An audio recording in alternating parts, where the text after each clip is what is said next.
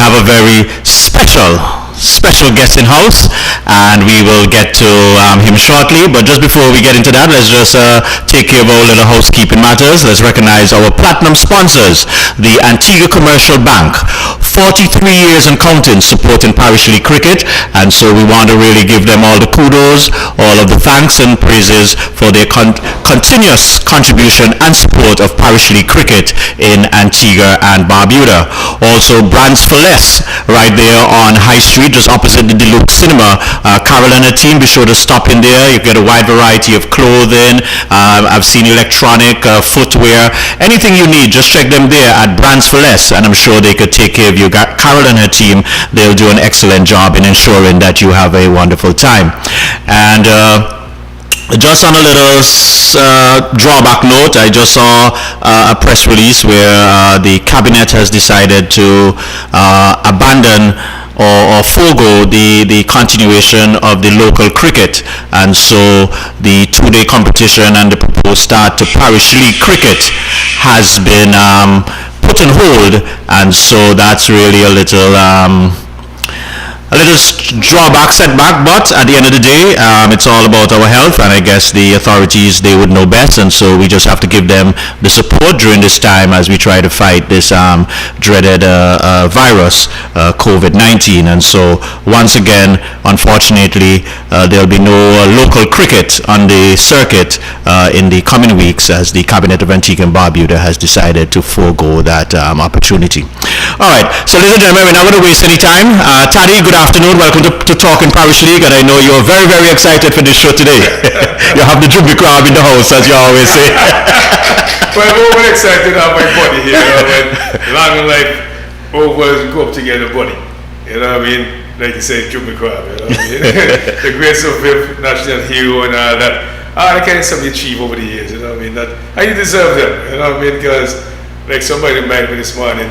You know, you have the great Mandela, the great Martin Luther King, Muhammad Ali, Tommy Smith, all the guys who protested, you know what I mean? People don't want to refuse apartheid money.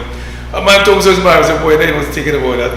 But that is something special too, you know what I mean? And you have to remember that. But I know all these fans overseas and the chat group that you're not aware of, they were looking at it, you know what I mean? And they, like last week, Mervyn said something about Kamash, and Kamash was getting me buffing and said, "Tap your light for me." He bounce out. So I was saying to you, I have a good friend. I can tell you something, John. This man has money to get out the house and something. He want to go to the golf course. Because there we spend most of the time, but they say, look, Jimmy Crab, you got to come in to do with your body. So we get it's only going to take a crowd to do that. Like I said with John, both of us go a long way back. I tell you what, John, when I had my 70th birthday the other day, he called in on the Zoom. To my surprise, I used to be better than him. So maybe I was never better than him. I used to have more fans. I wasn't more I think I'm a little good looking too. I didn't be a more aggressive player, and the fans don't like me. But Viv was a man with the most stroke playing. Look, Viv bad somebody by hard, man. I can tell you, he's a bad somebody, but nice and driving, cover driving, all along the go, right? I was more the flamboyant one. Take them on the ground and so on. The fans love me. You know, fans are great. They love excitement. Maybe you get a chance to rebut. Let go and gloat. But as I said, only a crowd. But I want to take it on. It's in the last week, you know. He be like the battle because of the guy behind the boy named Mervyn. Yes, guy. Yeah, I was against Mervyn for whatever reason. Even smaller brother, you see, and it's all about protection. Especially when we were going on some of our moves. And our father was in the prison institution. So we couldn't at times, you know, because if one was going to get locked up, let it be the elder. John, and I want to take it down. I can remember, like, you haven't seen what they put out there yet. Our days of brute force connection.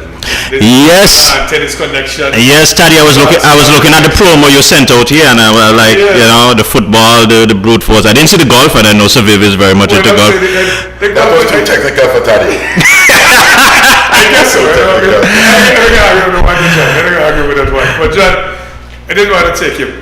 Don't remember there before we get into the big time cricket stuff, if you have to get when we get there. But I want to buy those there, so his buddy took who was on the phone just now. he spoke to him just briefly, said, yeah, you want to ask him to mind him a few things. So, like John, one time when his dad said, his cousin, like uncle, was a big mechanic at Johnson Construction. I used to practice mechanical there now. He couldn't come play cricket sometimes. So this day, his dad said to him, well, Vivian, you're playing the cricket this weekend, you have to go. You're doing the cricket, you have to go mechanic. So he said, okay, Dad. So he went to Tuku and tell Tuku, come hold my clothes outside the fence. So he pushed the clothes to the fence, cricket clothes, John, and walk with the mechanic clothes. I went to play cricket. When I got back to be fair, I was still look greasy. Look like I was working in oil. John, those kind of things we want to talk about today. Those were some days, and let me say that, I'm not cutting you short, but people would have seen the way I've competed over the years. I'm a fierce competitor, no doubt about that. But you must have learned that somewhere, because over in the park and going up around you guys, everyone in that particular environment, it was highly competitive. And you guys sort of set the benchmark for me to go a little bit further upfield in order for me to, as I said, I've seen it before. So when the Lilies and the Pascos and the Tamo and them come with them bullies and stuff, people like yourself, you're hard to come, hard to beat. So I had a lot of practice. So I gotta thank you guys. Tuku, one of the most competitive individuals that you can ever find. And we used to have, the two-man matches and so on, one-man match, and football and cricket, 5 test match and all that. So I had some good foundation. So Mervyn, say your advantage here a lot now, because you say before you even get up, you don't have a bat in your hand, and you say you first a bat. Well, to be fair, I'm the eldest. So we do have some privileges. Ladies and gentlemen, let me also just let you know, we do have Mervyn in the studio. He's at the back there, assisting Mark. So if you hear a little chuckle, a little comment, that will be Mervyn trying to rebut to Saviv. But just formally, Saviv, welcome to Talking Parish League. Good to have you. And as Taddy said, we know all of your accolades, but we just want to really focus on your childhood days growing up in the village of Ovals, and just expanding yourself. And Mervyn gave us a little bit of the appetite earlier on, and so you were able to correct some of the things Mervyn said and also give us your version of how things really unplayed and unfolded in the household. The first thing that I maybe can touch on is the fact that we grew up in a house that had some love. Our mother and father, they were pretty much biblical. Church 3 times a day on a Sunday. So we had that sort of, it was a sense, the foundation for any young man. And even when I speak today, I try and let folks know that foundation is so solid, because it's up to you as a young individual to try and pick out the sense from the nonsense. And you walk away most times with more sense. And I thank my parents for that, my mother and father. They have been just pretty instrumental. My father was highly read, so he knew a whole lot of stuff which was happening around the world. My mom, she was the quiet one of such, and I was the one who basically tried and take care of the smaller one. But we have a brother and the 2 other brothers, elderly brothers, extended family as well. It was just great, the things that I felt that was missing at around that time would have been having a sister, especially when you have Mervyn, who was pretty good at his at soccer, cricket also, and it's nice to have a sister, who can play parts that she can brag to her peers, in school and stuff like that. But it was just going up around Ovals, the things that we did then. No way you would try and do them today, especially the household was pretty much open. Them guys would just pass by, or wherever these guys were living, you could see someone's doors pretty much wide open. So which means pretty welcoming. There was that love, and everyone knew your next door neighbor. It's pretty much tough today for us to have that sort of camaraderie and that sort of collective spirit that sometimes take care of the neighborhood. Exactly. You know, take care of what's happening. There's no time that we couldn't go up the road and do anything or speak maybe some foul language, and your neighbor hear and the respect that you have for them, you know. And then you what you would bring out to the household, you meet all these individuals, which we're still here today. And I'm quite certain maybe early on when they heard Taddy spoke about Jumbie Crab, there's only two people that know about that particular story, you know, and that can be engaged in such an argument.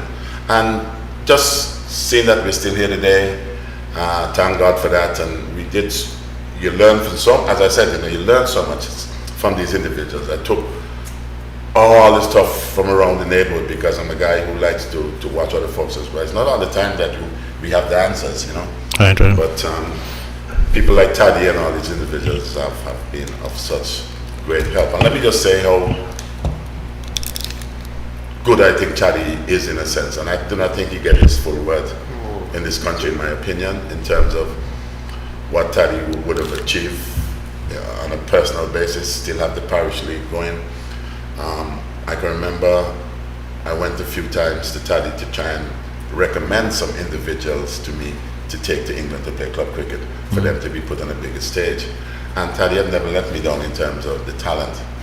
One have become one of the best fast bowlers in world cricket, and he's from this little island, and that's Kirtley Ambrose. Winston, and I just believe that Winston left a lot of shots out there. When I say shots, with the talent that Winston had, I felt Winston should have gone a bit, but Winston should have achieved much. Yeah, that has been said a lot of time, you know, yeah. I always, and I think Winston was just highly talented. When I first saw him for the first time, we went to Bermuda. Wow, and I said, this guy with his classical action. To be fair, the guy that I had on the scholarship list at the time would have been Anthony Merritt. Okay. And it was a sad day that I had to go and tell Anthony, man, how tough, you know. But Winston, but in golf you'd hear people say, oh, I left a few shots out there, I could have made a few birdies or whatever. I think Winston would be in similar position because too much talent. Yeah, we've heard that quite a lot from a lot of our guests here, reminiscing about Winston. But so just before Taddy come in here, I just want to rehash again. You spoke about that community and how that, what should I say, that attitude, that atmosphere contributed to your development. Just expound a little bit, because I think a lot of time our youngsters don't understand, you know, this historical purview of how, what do you say, a community builds a man. You know, man, you're so correct. Yeah. You hit the nail on the head with that particular statement. Because the things that we used to do, I can remember being here now, and obviously the question is such a good question that I maybe can elaborate a little bit more. I can remember when we used to play in the park, those guys who weren't playing the steel pan, other guys who were playing little basketball over there. There's some activities happening, and we were all in that particular vicinity. There's sometimes some guys who would want to do some cooking. I remember we used to get our food served on cockleberry leaves, turkleberry leaves and stuff like that. And you know, those between by Dam Gutter, we would try and find guys go down by Miss Tina, the shop next to us, and maybe there's a little entry to one of the crates, you know. You know, pick some stuff out and all that sort of stuff. Marvin, you look guilty. We are pretty resourceful in a big way, you know, as kids, you know, and growing up in that environment, the love we had one another. Wow, we send one guy to go over that guy's place to try and make sure that one guy would be on the lookout for the guy, because the guy who has the mango tree in his yard is reasonably vicious if he can his mango tree. And one guy used to look out, then the guy would go up in the mango tree and does his thing, you know, salsa, peanuts, and little things that sometimes can be very spooky as well. But remember, we used to be so vicious at times in terms of whatever little foods that used to be around. I remember the people used to put maybe a little bottle up in the tree and put some water in the back. Oh, so it does. To think that it is something to do with to go. Or be a voodoo or so. Oh, okay. Little kids like man, wow. I'm saying, I'm going to tree there. You go up that tree there, man. Your hand may come off or rotten off. And then all these little things happen to you where you're so suspicious about so many different things, and then you move on in life. There's so much steps. And as I said, as a young man growing up around it, the steps that we took, there were such great steps in terms of your development. You couldn't do anything wrong. The guys were always in support. I remember we had our first football team, and that was so great. Coming back and sponsoring the overs, OJs, and because I want to put my little bit back and of such, because it was such a great community, man. And to be fair, man, it's something that I really miss, because those days growing up, man, I don't think we can ever get back.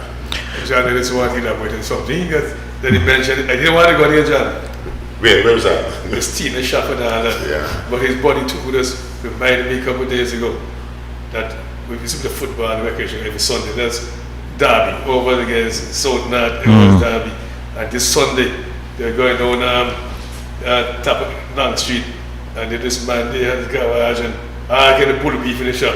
And he took it and go swipe them and garage people. So, I'm gonna lie and tell you, to be fair, today, that stuff you're gonna spend some time inside, isn't it?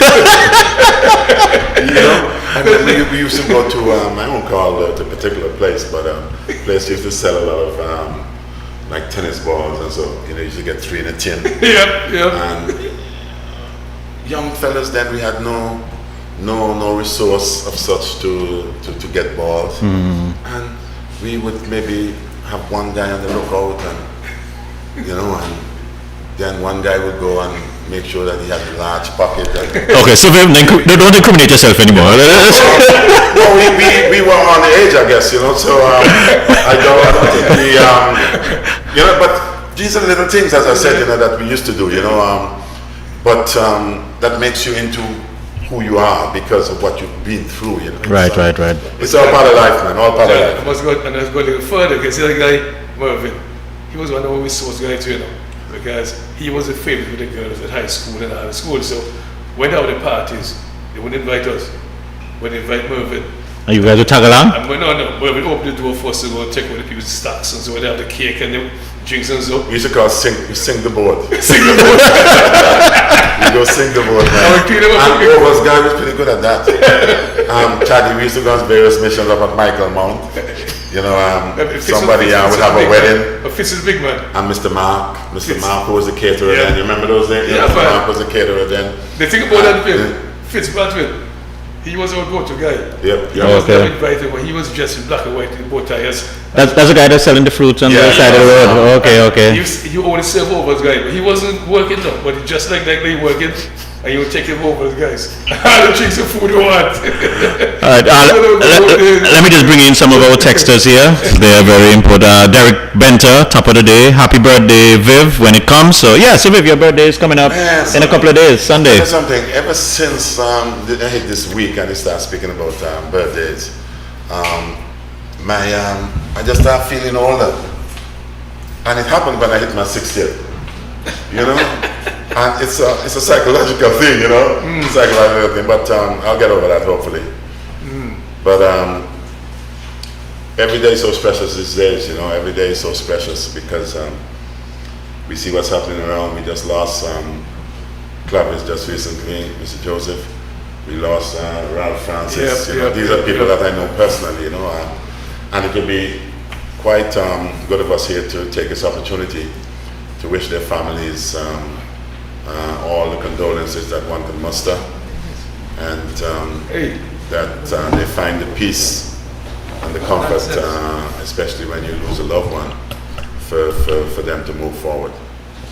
That sort of missed me earlier. We should have. One second there, Taddy. 1 second. I just have to support Sir Vivian that we got to recognize the contribution of these guys. Ralph Francis. We've heard all the wonderful comments being made. Clavis Joseph, he's been given a lot of credit for bringing the West Indies Cricket Board office here and also serving the West Indies cricket quite tremendously over the years. So we really, on behalf of the Parish League Circuit, we do want to extend condolences to the family there. So we have some audience here, so let's just recognize them there. Earl Richards, nice to see the bull, the greatest batsman in my book, guys. Good to have you, Earl. Who else? Norman Kochma. Oh, that's Norman. Mervyn, that's your friend there, Norman. Good to have you aboard, Norman. Joshi, Prakish Joshi. Good evening, gents. Nice to see the big man. George Ferris. Good afternoon to the greatest batsman of all time, Saviv. Also to Satadi, John and Mark, working and watching with great interest. Warrell Richardson, good afternoon to the greatest Antigua, and Viv, happy birthday when it comes.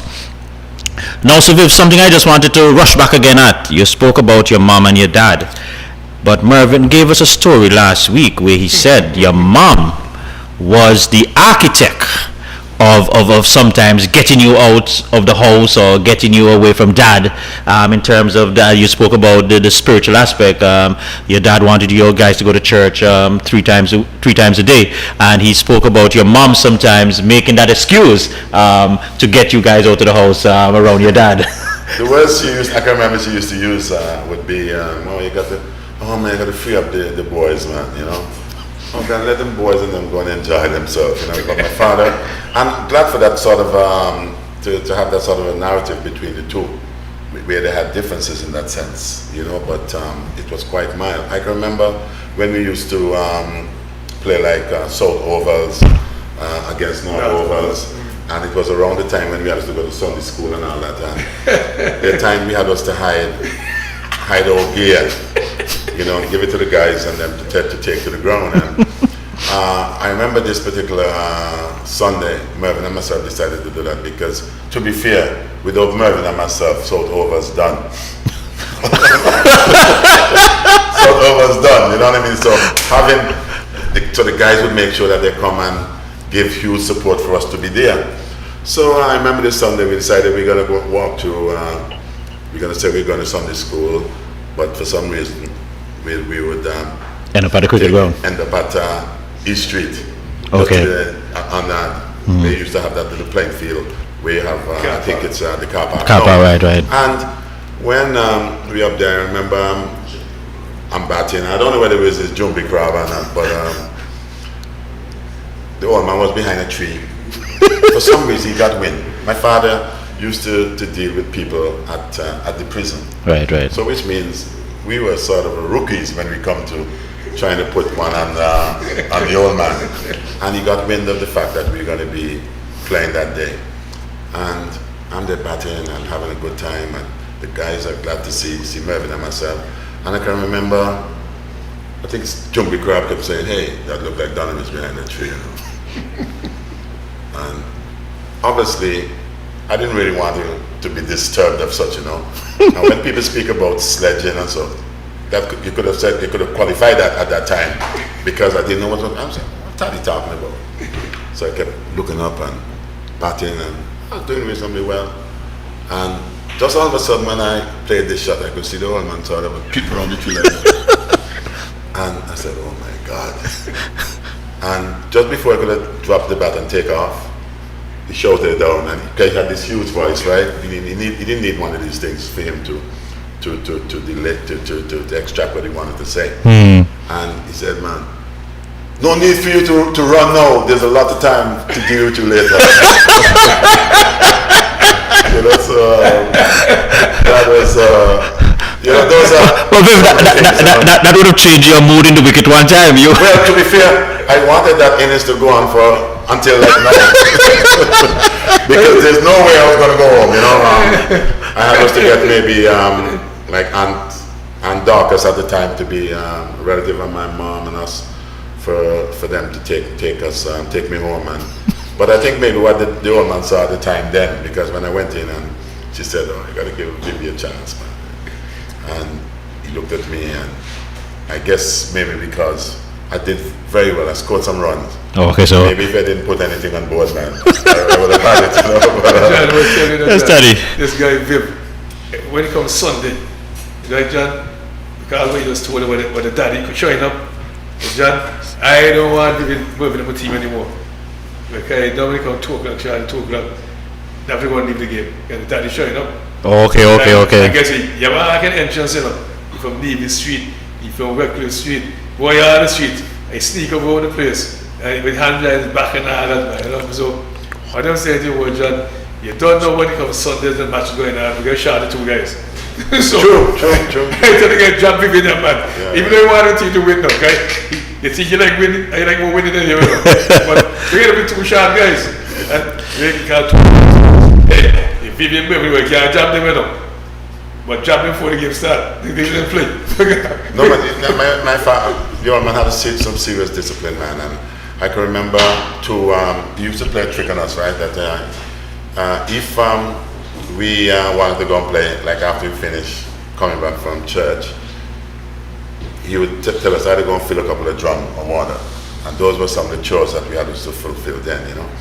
And if at all that for some reason he wasn't happy, he'd hide your pants, the trousers. So you were just left in your brief. Okay, yes. Those days nowadays you see men walking around and show them brief and things like that. In those days, showing your brief was ludicrous. Ludicrous, yes. And we wouldn't want to go to the pipe because even going to church, sometimes we would go and the old ladies holding her hands and we're passing by and all the boys would be sitting on the side because we had us to pass in that direction. Right. And we take a lot of flack, you know, we get a whole lot of stick for the flack, you know. But funny enough, we can say this, that some of the guys who were basically there are not seeking the advice from where we were going at times. Some end up on the wrong side of the law. And you know, you can say that, you know. Yeah. And I was interviewing because I don't want to leave his daddy yet, you know. The old bitch. I never forget the older brother, Dan bitch. It was just like David Murray, man. Combined as fast bowler, TD as fast bowler, very good footballer. But old Mitch used to tell the old man, you smoke to a cigarette, man. We better than you, man. You all know, man. We're going to kill you with that. And the beat, we're going to kill you with that. So playing this match of vacation going this Thursday, man. Those days, first class be Thursday to Thursday, you know. I tell you what, that is second match, Murphy got the first pick. Because Viv dropped Murphy the first match. So Murphy not going off playing this team. And he made a debate. So I said, look, Murphy better than the 2 guys. He can't beat Murphy. Murphy can't better than nobody. But when the match started, the guys had midfield 2 bars. He came close to me and said, hey, crap. The man didn't go to have. I said, well, tell you so. Wait this time for now. He said, boy, Murphy will better than them for you. So, but the thing is on the John. Yeah, old Mitch said to Viv, took the dad Mitch, the older brother. Well, no smoking a cigarette party. But young Viv will kill him with that. And this debate went on for a couple of weeks. So as life would have it, Mitch was working in prison. Those days, the old chain like fence. As soon as Mitch came out of the prison gate, who was walking in back? Viv. Who was bowling? Mitch. Dan Mitch. By the time Mitch reached my one more, that with giant bunks that Viv had, floor him. Dan Mitch over him. Bam! And Mitch, Mitch, he came and you want to kill him. But John, that 14 thing, I have the bat next to me. We will tell us, no. And then you go with the bat and I tell myself, well, boy, if Mitch do Vivi that, what you do to me? What you do to you? If you do your flesh and blood that, what you can do to you? I don't forget that, boy. But Mitch was highly competitive too, you know. We used to play soccer against him for grammar school and he would ease up, you know. There was no brotherly love there. You know, it was all highly competitive, which the way it should be, you know. Right. You know? But Viv Mervyn complained a lot last week that, you know, you in grammar school, you leave him out the side. You have to beg you for bowling. And, you know, when he get the ball, he normally take a lot of wicket. And you know, you just always have him down. What I just talk about brotherly love. No, Mervyn was a little bit more jovial. To put it mildly, you know, very, very jovial. You know. Mervyn had a lot of talent. I ain't gonna lie and tell you, but that thing is Mervyn better than Vivi. Let me try and put that too. Mervyn was better than me. Let me put that. you know, that's the way the human instinct operates. You know, when you have brothers and sisters and stuff like that, there's somebody always better. You know, but what I know for sure is that Mervyn had shown some serious talent in the game, and I remember I was speaking to Tony Gregg at the time, who was, I think, captain of Sussex, and he said to me, he heard my brother was a good player and a good batsman, so I said, organize with Mervyn for him to go to Sussex, for him to get a trial. And when everything is fulfilled, where Mervyn could have gone up and at least have a trial, and I know why he was going to get that trial, right? Because of brother Viv, you know what I mean? You know, and Mervyn, I can remember Mervyn, I spoke to Mervyn and he said to me, Viv, boy, I don't know whether I can come again. And I said, what do you mean that you don't know whether I can come again? Mervyn said, boy, remember them old movies that we used to watch? With Vincent Price and Peter Cushing and Jackal movies, right? Them houses look like the place that man used to live in. Mervyn never tell out the story last week. you know, so, you know, and that was it. That was the end of that trial, you know. Okay. Because in you know, some of the houses from the outside can look a little bit, you know, like intimidating, you know, scary, right. It's beautiful, like they need a good painting, you know. Right. And that was Mervyn's excuse, man, you know. But we did a lot of good things together, man. Some good soccer, you know, playing, you know. No, man, we got to talk about that. Those derby, I can recall, we take about 200 shots. Well, 40 go over the goal. Yes, true, yes. 40 go Viv, you have to answer to that. I will go to, man. Yes, right.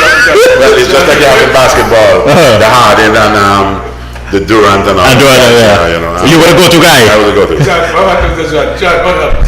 He would take, when we play derby, you want to play midfield, not the fullback man anymore. You want to play midfield, score goals.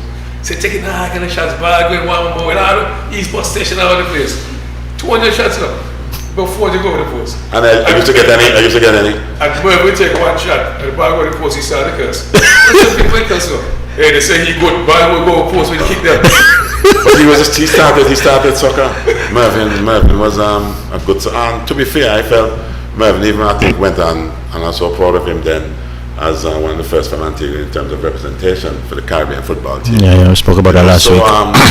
You know, I'm proud of him, man, and I guess if Mervyn was in the right place, because sometimes for success and stories to happen, you got to be in the right place at the right time. That's true. Sometimes there's so many you would have slipped through the net, you know. But John, he wasn't out there football like that. I can't remember when he went to Algova, when he came back straight to Algova airport thing to Antigua playing that match, I think. Yeah, soccer, yeah, I love that. Yeah, you represented Antigua. Oh, yeah. Yeah. And he been in the football World Cup match, qualifying match, and you're there for airport straight to the field for Algova. Yeah. Straight to the football field. He was that good. I love my soccer. I used to. Even though Tuku say better than him, better. No. If it's one argument, I can defend. I remember. Let me get you about Tuku. I remember when I came back, I went and played for. I think it was Superstars, playing against. Tuku was playing for Jets at the time. Huh? No, Lion Hill split for whatever, one of them teams. And I can remember, I always said to Tuku, man, I can climb above you every time. Because Tuku was a good leaper too, because basketball aspect, you know. And that day, man, I remember one come across, and Tuku, who was marking me, Tuku, because you always, as I said, that competitive nature, you always want to mark me, make sure that I ain't get no shots and all that. And I know I had him there, man. And for the time this thing come over, it's all about timing as well. And just before he could move, right, I sort of put my hand on his shoulder and used that as a stepping ladder. Bam! Up to this day, took a vex. You know what I mean? And I remember Kemai and Beckett was behind him, man, and we walk home that day. Took a one bang me off of that day. Tell you right, you know what I mean? Because the competitive stuff, you know it is, highly competitive, man. Viv, you just spoke about the competitiveness, and that is something that we have discussed quite a lot with a lot of our guests here. In those early times, the competitiveness among you guys was to a level, as maybe even as you said, earlier in your preamble, when you got to the bigger stage, you were already prepared for that sort of competition because the level that you met down here. But that competitive nature, how did that build you as a person going forward? I'll tell you something. First of all, let me tell you, an Antigua and Barbuda are some of the mostly highly competitive. Don't forget about as small as we are. We are highly competitive. Super competitive. And it's not just in sport. Okay, we have excelled in all walks and all departments. And it's that tenacity, you know, yeah, we little but we tallow. You know, we bring this sort of attitude. And, you know, it is, and to be in an environment like that, we're hard people to please too. You know, today, you're Hosanna in the highest, and tomorrow crucify him. You know what I mean? And this is what I think sometimes brings the best out of you, because I remember the first time that I represented Antigua here, it wasn't the best outing of all. You know, I'm one of the individuals, a record that I personally don't want to hold. Been out 3 times in one match. The 3 ducks. 3 ducks in one match. Viv, talk about that. I heard about it. I don't know about it. Yeah, man, it's I remember I walked out the back because I was supposed to be the new kid on the block. And, you know, the fans and everyone came up for this new Viv and St. Kitts Antigua tournament that was highly competitive because they are also competitive, and that's the match in terms of what Leeward Island tournament is all about. We look forward to that. That was the mecca. Yeah, and we recreation ground, and I walk out, and I remember I played forward to a guy by the name of was it Bori? A guy off spinner by the name of Bori. No, it wasn't Corey. Bori. Okay, and I didn't play. I never played against Corey. Never played against Corey. So when Bori bowled this ball, I pushed forward, and next thing you know, the ball hit my pad and nowhere near it, and I think it was all planned and recited for everyone to go up or whatever. And I remember it was George Weeks, if I remember correctly, who was a clergy, or Edwards was a clergyman. He was the standing umpire. Just give me out, and I sort of stamped my feet and said a few nasty words, I guess, you know, when you come, you know, you're just being disappointed, and walking back and stamping my feet and showing my disappointment, and the crowd sort of sensed what was happening, and the next thing you know, the whole place looked like on fire. You know, a riot started, and I was asked to, in order for the game to continue, and all this particular time, I'm lost, you know, there's no way that I'm going to come out of this smelling good, you know. So my dad came as well, and he said there's no way I should go back and bat. But in order for the game to continue and the people, the fans and so to be restored, I went in, and funny enough, got out for another duck. So this time I'm really looking forward to my second innings. You know, and that came rather abruptly and quickly as well. Okay. Got out for another duck. So you can say I hold this particular distinction of playing in one match and scoring 3 ducks. You know what I mean? So, but those are the stuff that I was banned. I think it's for a year or 2. Then I took a lot of stuff. So before you go past the ban, during that period, because you know a lot of our players sometimes, you know, you go the highs and the lows.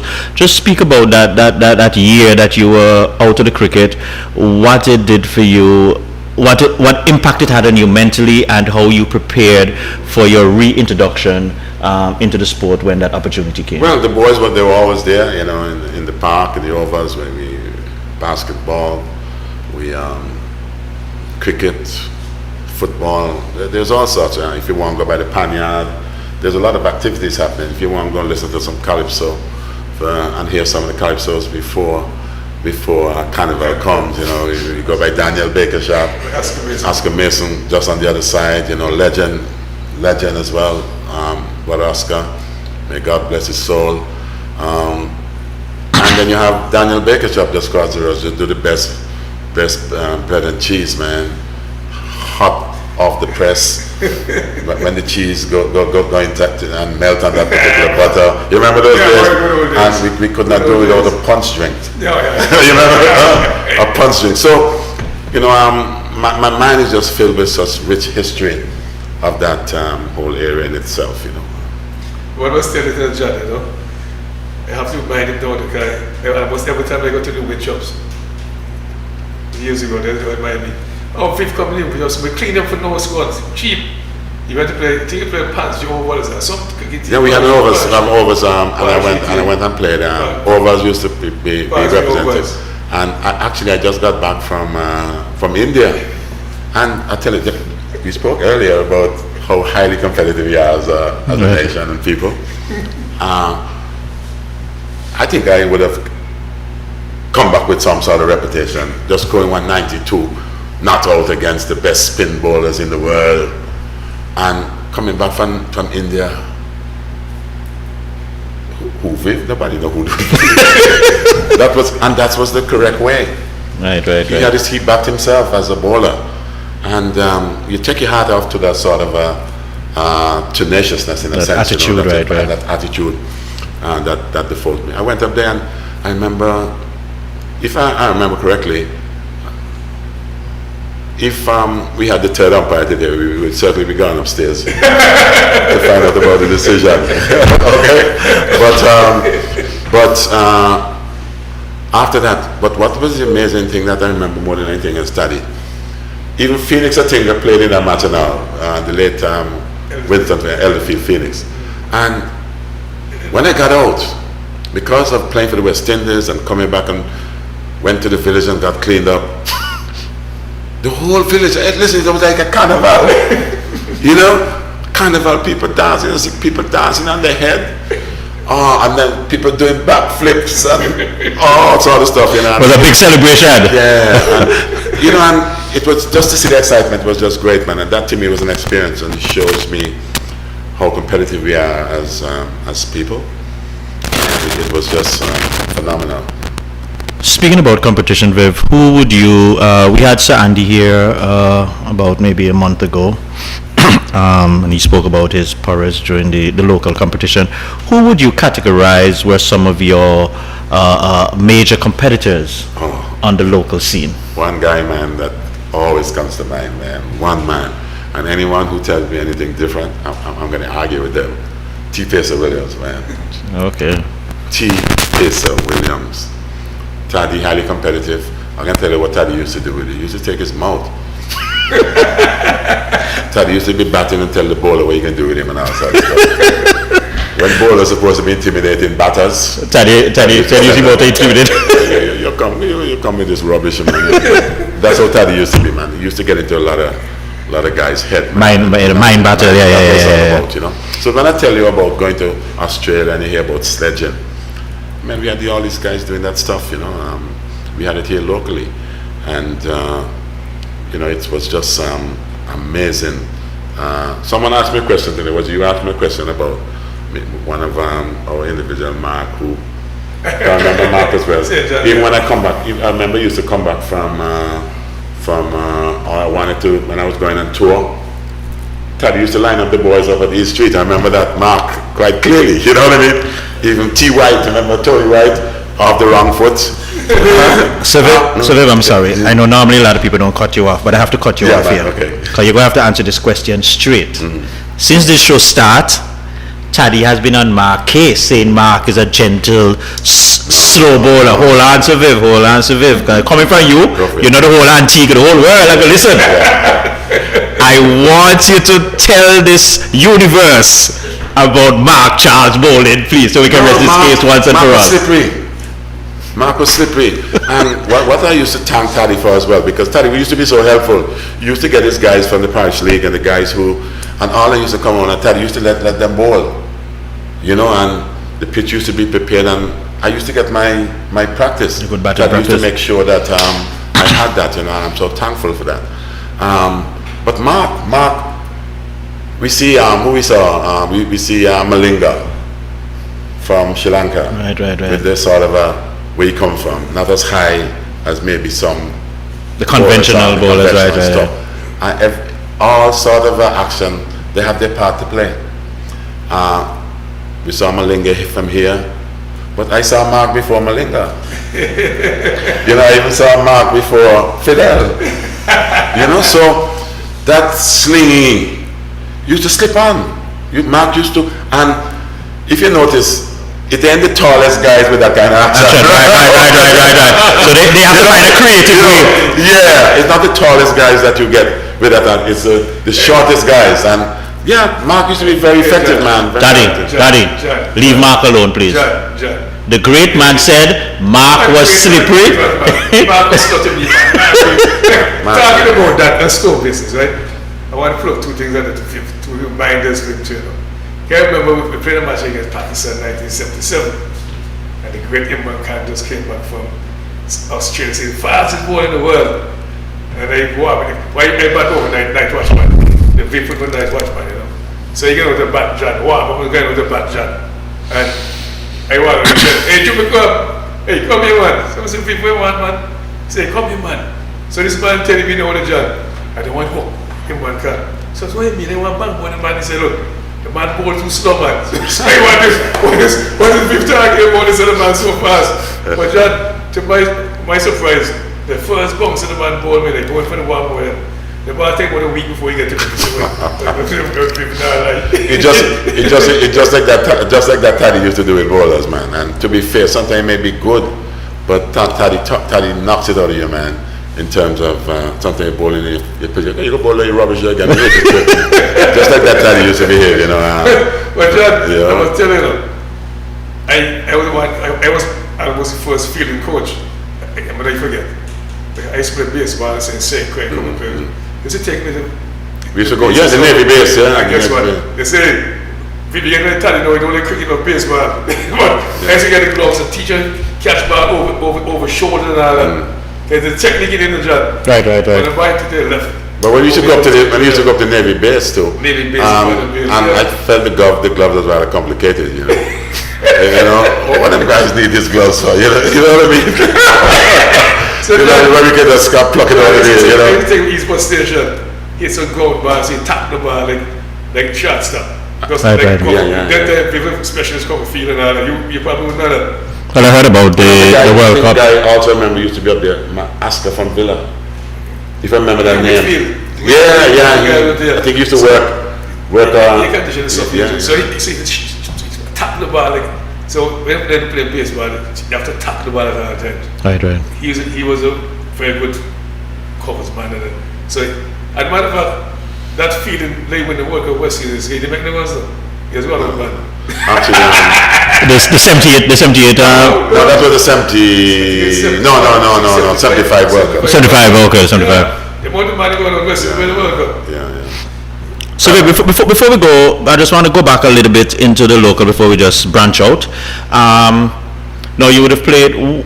Tell us one of your most memorable innings locally in the local competition that you can recall that would have stood out to you. I remember a time I was playing against. We were playing against Empire down at Recreation Ground, and I think it was Carver bowling with Beamer.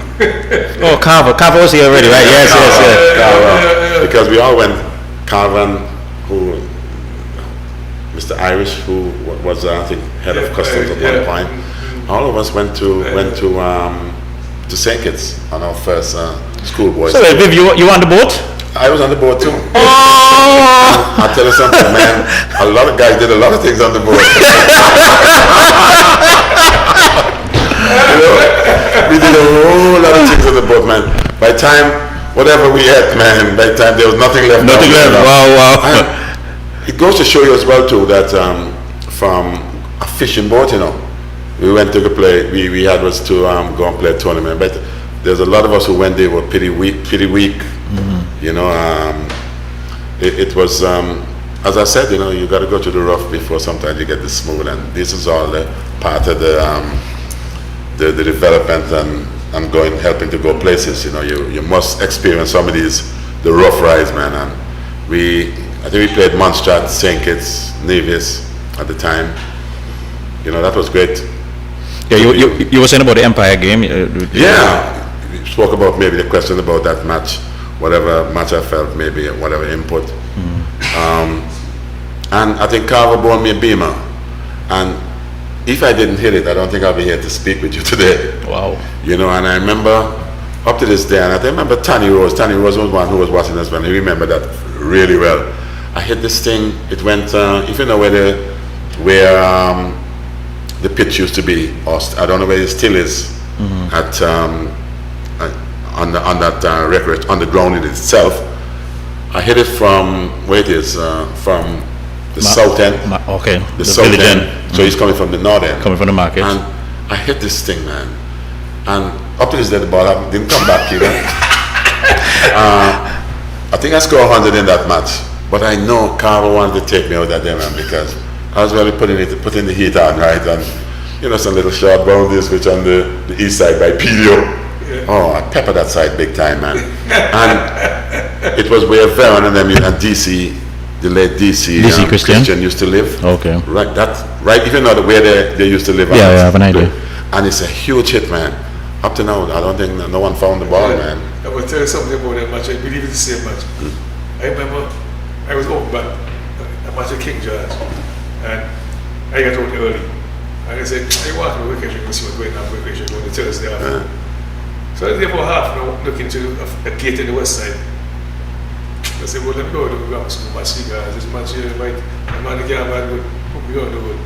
When I reached back, I don't seem to be batting with some ball, I'm playing the show. But we're still batting. When I go to school, you don't score 100 now. No man score 100 out. What's that with? Then the mind take me knock more ball on the big trees. Yeah, man. That was the nature of this guy. This man is a powerful stroke player, John. I don't, like Murphy said to me today, them guys in Australia, they were afraid to go to the Pasco and Thompson, so when they try to play a match, they have one niggle they don't want to play. Let me give you a little joke. This is one little anecdote, especially when I used to go on tour and do our after dinner stuff. People want to hear the stuff that goes on, and so we played a match here in Antigua against Australia. I think Richie and myself scored 100 in that same innings, which he scored 150 odd. And we put on a real nice partnership. I mean, really good to see two home boys. Yeah. Really going at it, man. I always remember that particular match in itself, you know, that folks were able to witness that. And I remember in this particular, where was I? I'll tell you about this particular story. No, you were talking about, where were we telling? We get missed. No, there's a story, because I lost what I was going to do. The Pasco and them guys. Well, the match that we were playing in recreation. Yes. And I remember when I was there, batting against a guy by the name of Tom Hogan. Dean Jones was at bat pad, and anyone knows there's a lot of rivalry as well, even not just around the Caribbean with Barbados, Antigua and Trinidad and whoever, but in Australia as well, like the Victorians Western don't Australia. like the Western Australian, and they have their issues, right?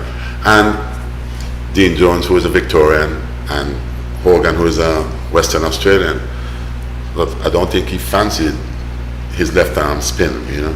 So putting him at bat pad, he started a panic and he's looking at me and he said to me, "Hey Viv, you take care of me here now, you know." So I said, "Why is that?" So he said, "I ain't bought a whole lot of S, you know." So I said, "Dino, no need for you to worry, man. Anyone knows when we used to play, there's some folks used to sit, sometimes find their way up the mahogany tree. Jeez, yes. And sometimes camp out up there. So this one was right behind the bowler's arm. You know, behind, up in this tree. So I said, just to give him some comfort, I said, Dino, there's no need for you to worry, man. You're safe as hell, man. See that guy in the tree, he's the one in trouble.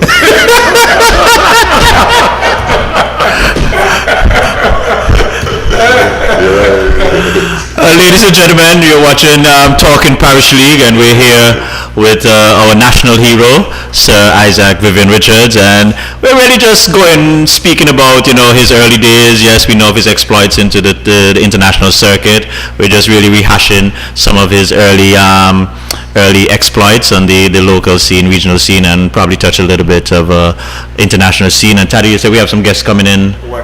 One guest coming in shortly. So, yeah, we're speaking with the great man Saviv, and we want to give thanks to our platinum sponsors, the Antigua Commercial Bank, for supporting Parish League cricket over the years, 43 years. Brands for Less, Digicel, Blue Mountain Water, you could get that at mega distributors. Pine Hill Juice that you could have at Hudson Wholesale. Seco Pharmacy for all of your medicinal and pharmaceutical needs. Be sure to check Seco Pharmacy right there on High Street, and also Plumbing Electrical Limited right there on the Herberts and Potters Extension Road. You could be sure to check them out for all of your plumbing and electrical needs. All right, so that should cover our sponsors. And so, yes, Taddy, you wanted to say something quickly? It's always still one days in food force. Okay. To practice, Mike and Moses he mentioned earlier, South Street. He wasn't a good guy to me sometimes, you know what I mean? Remember one afternoon, walking across the road, 1 hour to 5 we went to food force practice, and we went to this girl, the girl talking to me and saying, Sharp. so many girls walking, went down East Country Pan and so on, talking. The next thing, some was Stone coming after me. When I look, is this guy? No, Saviv. Pay the crazy man to Stone me. You know the guy is Speedy. We mean, well, to be fair, we wanted to take care of him, you know. We didn't want to, because we know he was so sharp, right? And in that days, right? Yeah, which was myself, all in, he's in the States now, isn't he? Yeah. You know, but like anytime any guys used to pass with any girls and things like that, guys used to get jealous, man. Guys used to say, wow, you know, because Taddy was the guy, you know, he had a guy away. You guys were competitive on all fronts. We're very much so. Very, as I said, you can't come from overs and not be competitive. Taddy, just talk about brute force. I mean, I don't know much about that. Just speak a little bit about that. No, we in the panyard. I remember Tuku used to hit the Kong bell. It was the cowbell. The cowbell. And every now and again, I used to go and hit the Congo drums. I remember when I played in my first on the road. That was something then, because when you have a little girlfriend and stuff like that, man, you want to show off, make folks know, you know, wow, I'm involved with something. Right. And one of the things that we used to do so well was the fact that when we were playing on the road, the first tune I remember playing on the road was a tune for the Mighty Sparrow. Okay. Too much wood in the fire.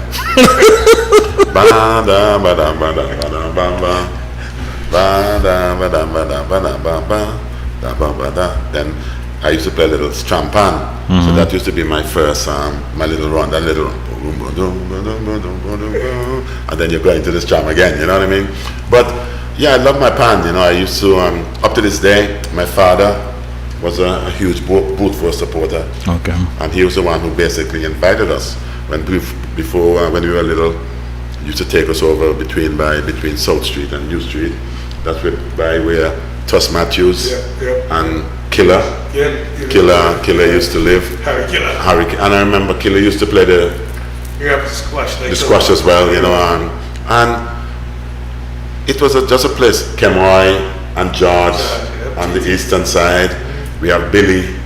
Bill John Snow. Billy, yeah, we have Billy. We have Billy on the corner with Bowie and all the boys. When you have Olin, you know, between by Kabuki and Herring, all these boys. Then we go a little bit further over. We have Monkey Lettuce. All these names. Can you imagine these are characters, man? You know? But Viv, that's something I learned here. You know, everybody had their little nickname. You had what? The Bull. The Yaga, all kind of things. I wanted my it was a certain character over us too. The guy was called Mello. Mello wasn't good at all, but guess what? When we play the match, Mello picked the first pick. If you're not captain, you can't even play. So, first pick, the captain Bruce brother. And the late Bruce. Bruce Kelsick, you know. I remember we used to go Exile, all them guys, you know. We used to go up to Bruce's place there by Mello, and them guys, for some reason, I don't know where those guys used to get goats from. You know, but goats used to walk in the bar. I say goals just appear. And guys, man, see the guys have these big pots of, you're in it, A lot of cooking used to go up there. Lincoln. Mervyn, you just bring the goats? Lincoln, not forgetting Lincoln. And Myron across the road for, and then who it was, Beast and who it was, Toy. I say that Myron and Lincoln, there's a joke that two girls do me. That this has karate class in karate in my Lincoln, and they never want us to come and look at them, so I get it. Joking. They think we make a joke in argument. So it has a place named Dicky Lake, and the Saturday night, those guys went to Dicky Lake. It was big, tall, dumb Dick and taxi guy, Nick, Higas. Higas, remember the name? And those karate guys started heckling Higas. Higas. Hit the bam on the floor, over them, and the karate man running. And took him to go save Lincoln. He got a jump kick, bam, knock him over the way, and Lincoln get away. Took him in a brave guy, Took him in the back down. Those are the kind of characters that overs, you know what I mean? Overs, there's a fun day, so. Yeah. Like we're playing overs, right? And the north southern side, a guy named Carl. Carl come play with us just for one purpose, the last ball. You know, ball when Carl can't get by the ball. And Carl play with us now. Wait, so he's playing with you? Yeah. And if the ball goes in his yard, you can't get the ball? No. That's the guy I was speaking about earlier with the mango tree. So we let it go was early. Hit the ball on the ground. Hit the ball went over the fence. He had 6 by batting done. So I let that ball on the ground. And that was over. You know what I mean? Then he had Mr. Floyd. Floyd over the other side. Yeah. And the other guy who was one of the most important people in overs anyway, and one of the nicest people that you would ever met. They had some. They played a huge part in letting me go to Barbados to watch my first test match. Mr. Henry to the West, Nigel and Harlan. Then we have brother Roland across the road. Remember we used to give Roland real stick, roll across the hard way. Roll across the hard way, man. But Roland's a good guy, man. Roland used to be right by the Francises there, and many times the ball used to disappear over that yard, and Roland was a soldier, man. But people didn't tell us, in those days, a ball cost $1. But all the guys in the ball playing can't find no 5 cents by the ball. Get the dollar to buy the ball. So the same old Sweeney, his father worked in one of the tennis club. So his father bring tennis balls for us. Yeah, remember that, yeah. So we had a tough time with John.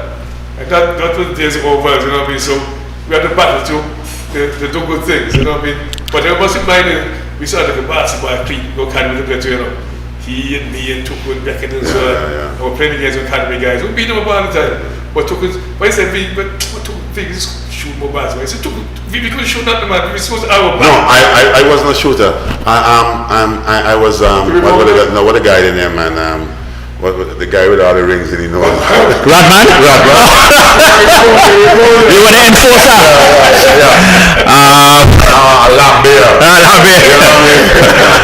Marvin Paul is saying this show needs a part 2. I'm hearing things about Seviv for the first time. Good show as usual, good history. Latoya Klein. Okay, hello from Florida. Francine Brown Wynard. Hello from Miami, and Ed Lewis is saying good afternoon, Master. Yes. Yeah, man, Ed is a good man. That's brother to Enoch. Yes, sir. Ed was a good player himself too, Ed was a good batter, man. But loves his cricket, Yeah, man. But John, those are overs, brought up see. You know what I mean? Overs, you mention monkey letters. Monkey letters play one match with everybody. He be better than everybody. But have to measure 1 to 2 again. We played the match in grammar school. My grammar school balls of 4, out of 4. And QT you're playing my grammar school then. The honorable No, hold on. No. Go slow, guys. Go slow. I'm a little slow. You're playing against grammar school. We're going to, yeah. Almost playing against grammar school. And you bowled them out for 4? No. They bowled them for 4. Yeah. With Vivian, me, and Kappa. The big shots. They play the big cricketers. He went up. A push and I'm there play? No, man. The top score was 2. He made 2. So here's the classic note, John. When he goes in the yard, and So we hang it out. And somebody say, and then, oh, you were good cooking about me. So we say, he and Vicky could bat more than me. so but took you go back again, I don't know, top score. No, I tell you what, it's So after now, John, if you come down to you, I will hang it out. So everything cricket match, it's better than Vicky, man, I top score. let me give you, you know how Monkey Lettuce got his name? You know? I'm not sure. But I'm going to tell you, man, his father, on this house, the same street, Drake Street then, his father used to grow a lot of lettuce. Okay? And it's amazing how we very creative in this part of the world too, you know. Very. Giving people a name, and because every time he had to take this lettuce, helping his father out to take to whatever restaurant, that take like Townhouse and so, he used to buy the lettuce and stuff like that. And ever since man said, hey, monkey lettuce. Ever since I say, how that come up? And I know, you know, you have to do something with the lettuce. And boy, monkey lettuce used to get real PR for that, you know. Alright, but I don't want to touch the cricket so far, dive on the way to the cricket. I want to remind you something, you know, the overall story again, you know. Start playing on the shell sheet. What's going on, you know? What's going on there? I mean, played a match in 1970 against Trinidad. I never forget it. I played against Nali and Joe Medina and Julian and all guys. And there was a batsman on the team called Charlie Davis. He was West's leading batsman at the time. And I see Andrew was bowling this guy. And this man back out and Andrew was the man who got for the ball and so. And we play shell sheet, he asked going to So we go over and discuss it out. You don't joke, you man, make ones. Oh, you don't make the ones. Because Charlie, there's a person who's making the test century, and we don't make the ones. And when Andy bowled Vivi, we put batsman Andy. So I said, Vivi, there's something wrong with you, man. I haven't worked in the plan. I remember that. Charlie just backing down the wicket and the one for Andy. He was a good player, spinner, Charlie. Very good player. And the pace. Yeah. And we judge him on pace. Yeah. Pace was our... That's the difference sometimes, you know, in the game, you know, you have some hostility. There's some very good players. Even Phil Veron was a magnificent player. Exactly, very good player. Very good player. Veron. He's watching, so the telling line of Veron. Huh? He's watching. No, Veron was a damn good stylish player. Yeah, man, joking, man. Say joking. No, man. Veron was a stylish player. Very stylish player. Veron was. I heard Gene was pretty good. No, Gene was also pretty good. Gene used to bowl leg spin too. Spin. And he used to do a bit back of the hand every now and then. And then, you know, and then let him seam up. And Gene was a powerful hitter. A Barbados Colts team came here, remember that? Yeah. And Gene played against them, and box boat sent down by Catholic Church there, man. Gene hit some big sixes. But Gene was a good player, man. Remember Everett Carter. And this is why I think this show is so great, man, because we just some of these guys, Ellie Stevens, leg spinner, Cannon. I got to mention, you know, that even first coaching job with Cannon, you know, you come grammar school, you want to drive Cannon, and you're not to the pitch. So if you ever get close to the ball, and the ball is spin past you. Big spin, you know. He was a good guy. If you can't drive, but you can't spin more than a city. No, you have to get so close. You can learn that. One of the first coaching job, you know. So if was your first prodigy? One of the first guys, man. Teach you a few things. There you go, the crowd. You know, but up days, man, it was having people who try and instill the things where you make your mistakes and so, you know. Sean Bailey is giving you some kudos. Good to see the ball. Good show, guys. So we're going to touch cricket now, John. We're going to invite guest Pretty to sometime soon to say hi to him. Who is that? Okay. Indian friend Mervyn connection. Well, while you're trying to get them, Norman is here. He's asking, Viv, you wrote an article just before they come in. You wrote an article. You gave. I sent a tweet to my agents in every now and then. Just keep yourself alive, you know. Because I think as well too many times maybe when players do not get things going their way, it is always something wrong with the wicket and all that stuff. Sometimes when you see certain pitches at times, and you have to recognize the outfield from the pitch. True. And it depends the nation that's touring, because it's a nation that with a lot of spin. Well, you're going to get a lot of greenery. Repeat that, Viv. You can hardly tell the difference between the wicket and the outfield in terms of the greenery. You know, I just wanted our you know, so with that, and then you see the ball jogging around. You see guys looking stupid, turning guys around. I see that too. You know, and guys look stupid, like can't lay back on the ball. The only time you lay back on the ball is when you get an edge. Okay, and I've seen a lot of that. I've seen the great Virat Kohli as well in England, and Anderson is doing that, turning him around big time. You know what I mean? So, to me, okay, batsman's got to cope with that as well. But then one's got to remember that there's the other side of the game in itself. Good spinners, and India's got that. Yeah. And any team that tour India and do not think they're going to encounter spin at some point. Okay, India prepared a proper wicket in the first test match. England, they were in their comfort zone, big time. How many runs they score? 500 odd.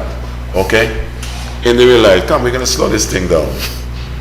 Forget about all these pretty shots. Let's forget about all these pretty shots and classical shots. You guys now going to start using your feet. The ball going to be spinning, and they haven't coped. They haven't responded. And why I say that? Because I know reporters and so will start saying, "Oh, the wicket is not suitable for Test match cricket," but you don't hear them saying that when the wicket is as green as the outfield as well too. And sometimes the ball from a good length, and that's more dangerous in my opinion. Playing spin is all about the skill set. And if you ain't got that, you can't use your feet and you're just looking to prod with all them guys around here. That's what the guys are praying for. So and just before, let me just finish out there. You see, I use the expression as well that they gotta find a way. When you're on tour, think may not be to like it. Exactly. You are competing, you've got to find You gotta dig deep. As I said, get dirty. I use words like that. Yeah. Get dirty. Score ugly runs. Okay? Some of these guys know a little classical like in the first test match. Now they got to work for their runs. And as I said also, if I was the Indian authorities, I'd be pairing the same wicket as they just got the last time. Yeah. Play it against Sam. Well, when I read that, I said, boy, that'll really suit him, just letting it loose. Playing against Sam, you know. But John, I want us to go by doing something. Wait, 1 second, Teddy. I have to override you here. So Viv, no, you gave that interview or you gave that speech. I don't know if you read an article, Atherton from England wrote, and his language is that with the introduction of DRS, it has changed the way batsmen are able to. I take that argument, yeah. You take that? But they still got to the bat got to hit the ball. So that's a technical argument in terms of where guys nowadays you sometimes the ball pitch outside off stump and you leave it alone and blah blah. No, guys now are playing the technique have gone all wrong in my opinion. I would say that the techniques have gone because guys know because of that factor of guy they don't want the ball to hit the pad. Guys are playing the bat is far ahead of the pads at time. And sometimes when you do that, which means that you're giving the ball a little bit more time to do more work in terms of the spin factor. Okay? There are times, there's a whole lot of, and this is a free some free bits in terms of the coaching side of things when you're playing. This is level 5 coaching? We could get to 6, yeah.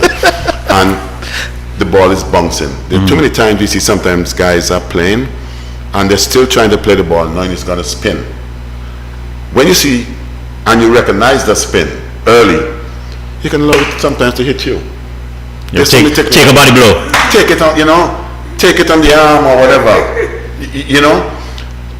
As you play, you're bringing those guys in catching position into play.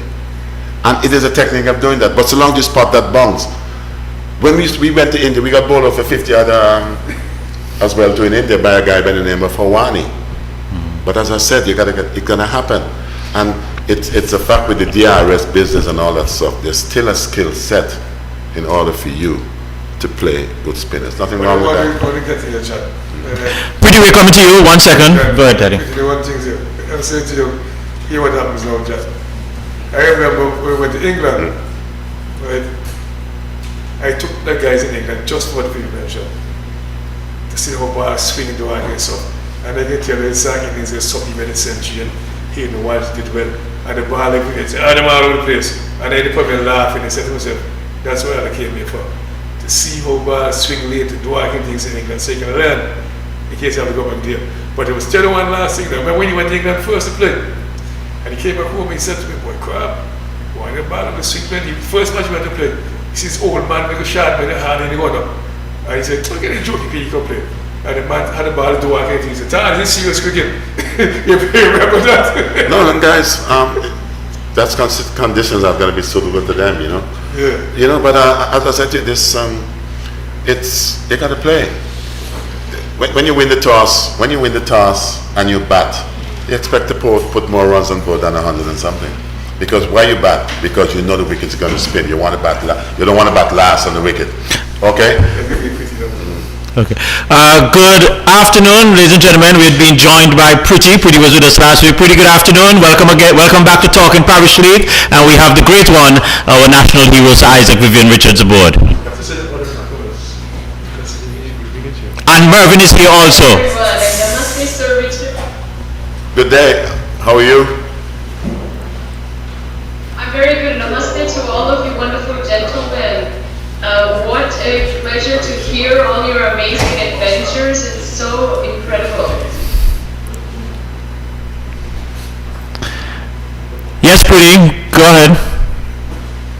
Yes, I just, Sir Richards, I'm just curious, your fondest memories of India? Oh man, it's the culture. Yes. Because I used to say to folks, you know, when we come here and I see us cooking, trying to cook curries and stuff like that, I say, you want to go to the real place. That's the mecca of good spices, and I've always been very much interested with the culture of the people in that part of the world. And ever since I went in 1974, up to this day, there's still very much a love relationship with India. I love just the various cultures and the just people so passionate about the things that they do and all that sort of stuff. You know, India's. I've got a lot of fun memories of that part of the world for sure. Well, we also love West Indian cricket stars. I mean, we are obsessed with them, and you know, cricket is a religion in India, but we just think that you guys are the coolest. You have all the swag, and I think your you know, the visions of your team and yourself are etched in our hearts forever. You know, watching you guys for decades do your magic. So I remember all Indians are like just in awe. I remember the first time that I went to India in 1974. When we arrived at the airport, you know, I was a nobody, and just the way in which the crowd behaved, you know, and with such passion, you know, I felt like I was somebody. After that, you know, it's because, wow, you know, people were wanting your autograph, wanted to take a picture with you. The passion, in my opinion, and with what I think people like Virat Kohli and India, what they're achieving today, Indian cricket, in my opinion, have just taken off in such a huge way, and that's, I think, to do with the passion of the people as well, too. You know. That's true. We are passionate, and I think everything is very spiritual to us, even cricket, even sport. Yep. And I'm curious to know, what are your views about the direction in which this sport seems to be going? And India is very much at the center of it, and it's sort of the one with the baton right now. That's where the money is. Yeah. That's where the money is. But that's a good thing. Yeah, that's where. Yeah, it is. In terms of, you don't get many people around the world who can fill stadiums the way they do in India. You get a lot of that, and with that particular passion, and just the way the Indian team, they're basically performing now, it sends a lot of signal that if the Indian cricket is strong, it's like, take for instance, West Indies cricket was strong in the 70s and 80s. It's the same sort of impact that you're getting from the Indians now, at present. Yeah, that's true. I mean, it's a different world today anyway. We're seeing this balance of power, and I find that India is in a very nice geopolitical position, and it's a new India as well. So it's good for, it's an emerging power, and I think it's a responsible power. So it is. I want a country like India to sort of, kind of cherish and carry cricket for the next 100 years, because if any country can do it, that's India, because we have a history of sort of keeping things for thousands of years, right? It is, as I said, with the passion that exudes in that part of the world, if the cricketers doesn't feel it and wanted to do something about it, and they have done something about it. We've seen the way India would have performed just recently in Australia, taking down Australia in their backyard. That's a hard thing to do. Yes. And to have accomplished that, that would also, the resume goes up where Indian cricket is concerned. You're taking it on England in England, and you've basically got them on the ropes.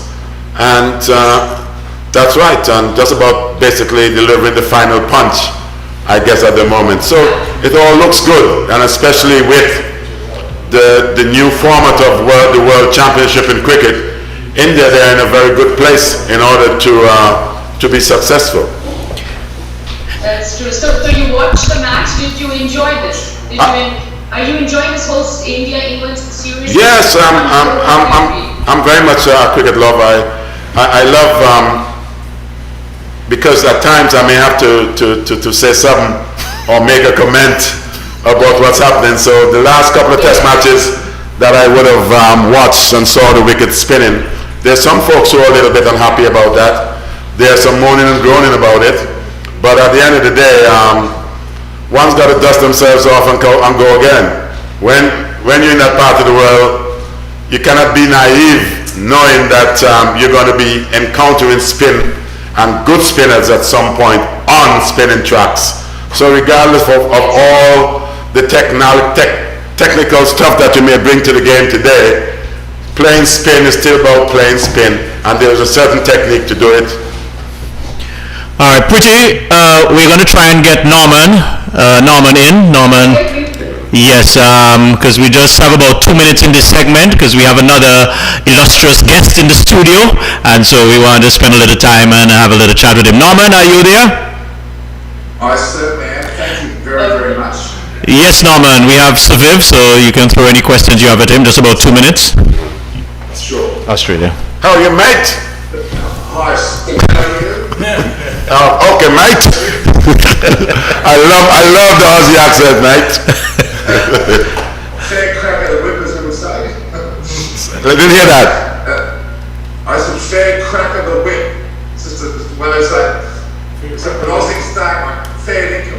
Fat income. I know all about that stuff.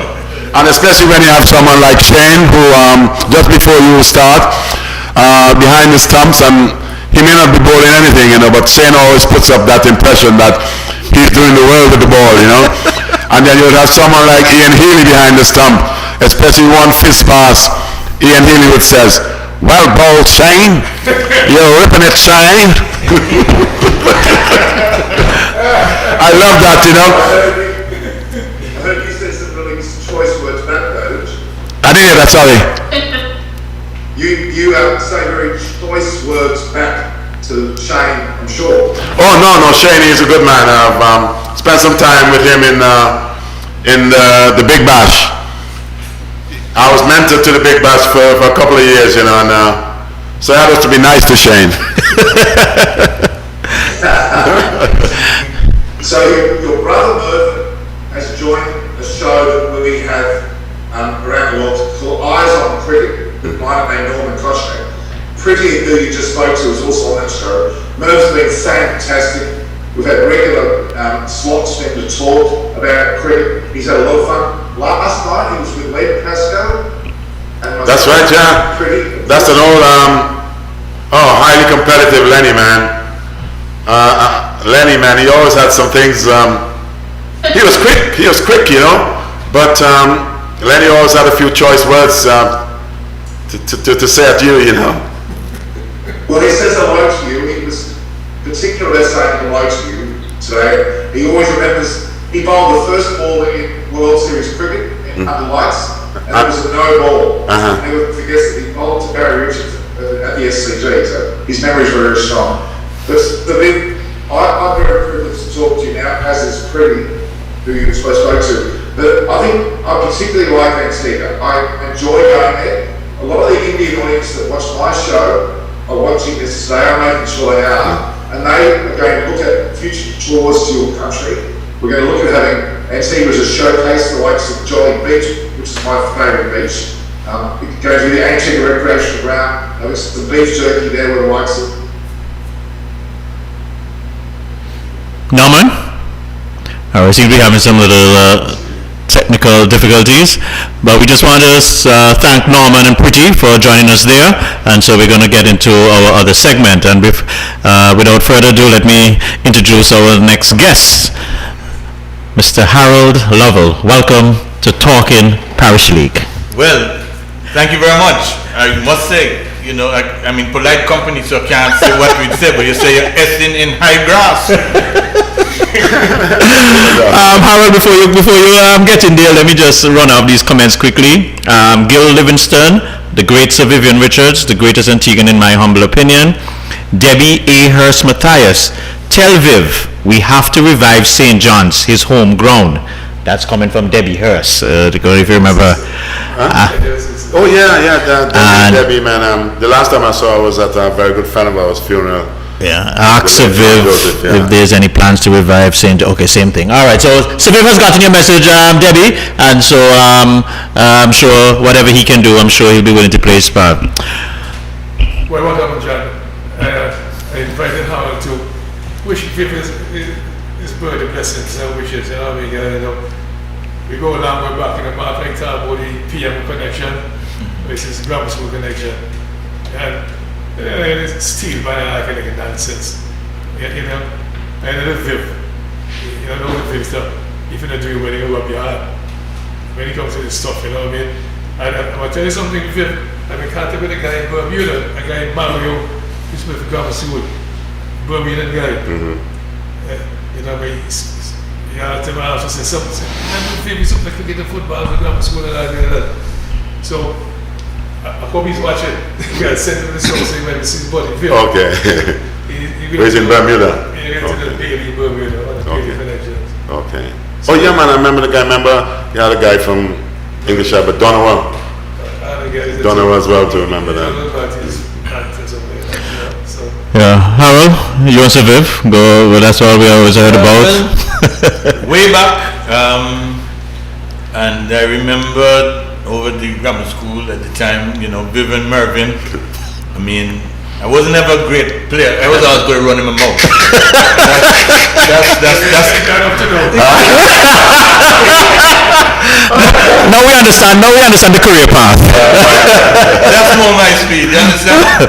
But, I mean, I wasn't totally out of it. But tell me, when you have a man like Viv playing defense, Mervyn mastering midfield, you have Danny, you have Pestana, you have Louis.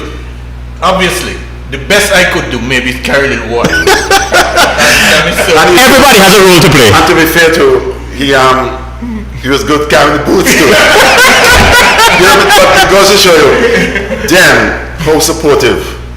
Because they believed in you. The grammar school team and Jake used to have the boys down there, but they used to believe that.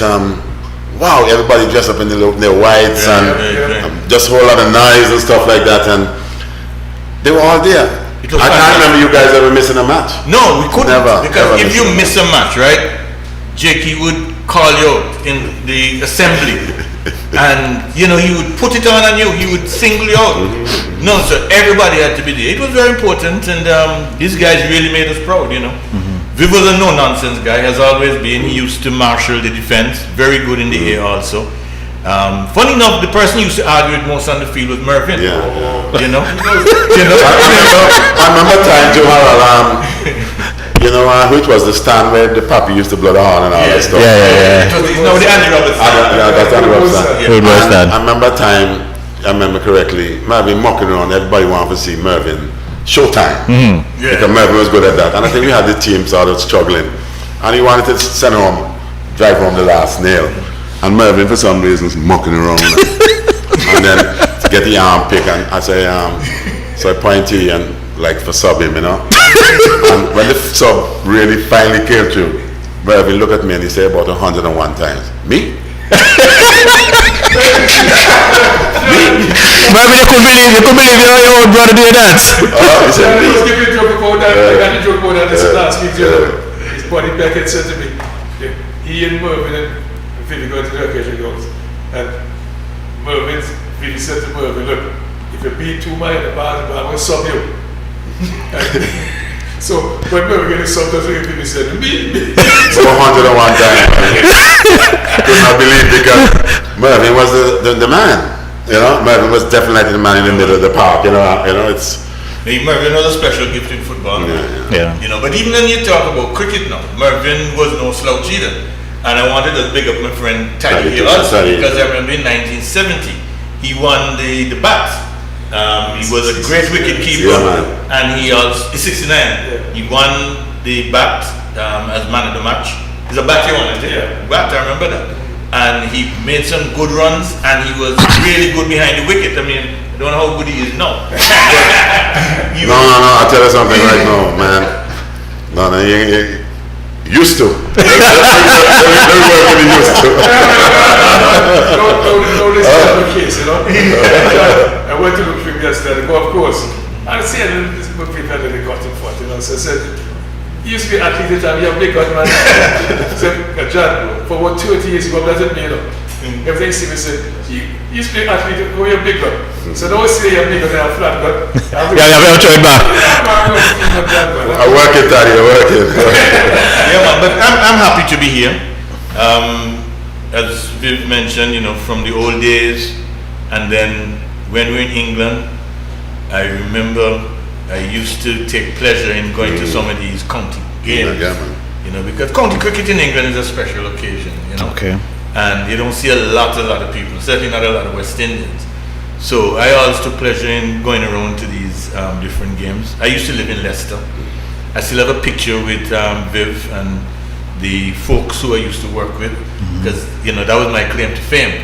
Hey, imagine me can go down to what's the name of the grounds in Leicester again? Grace Road. Grace Road. You know, remember I can go down and imagine. You can get a photo. You believe when we tell them, you can say, "Hey, babe," and he actually answered. You know? So that was great, and so I remember still have the picture. I think I said it at on Serpent, was it about Harold, you know, as an Antiguan and Barbudan, you know, you playing far away from home, you know, you're so many miles away, and you see someone turn up. Harold, I think, was studying at the time. You were doing your stuff in Leicester, and it was always a pleasure. There was another Antiguan that we always take a lot of huge pride in as well, who was living there, Emil Heskey. That's right. You know what I mean? Footballer at the time, you know. So it was just good to see that you had people, and when you see your own people, well, the folks that you knew, wow, man, it's such a great thing, you know, they're seeing you in trying to establish, you know, whatever in your profession and giving you support, man. You can't ask for anything better than that, you know. John, I was telling you something. I went to New Zealand in 1994. I went to this function. So, statue like that, we had guys, you know. So they said, where you from? I went, said Antigua. I said, what in Jamaica is that? So I said, Antigua. They said, Antigua, where Jamaica, man? I said, no, Antigua. So one of the guys said, oh, you're from which country? I said, no. He's on the same country like me. That's all like that. That's the crowd.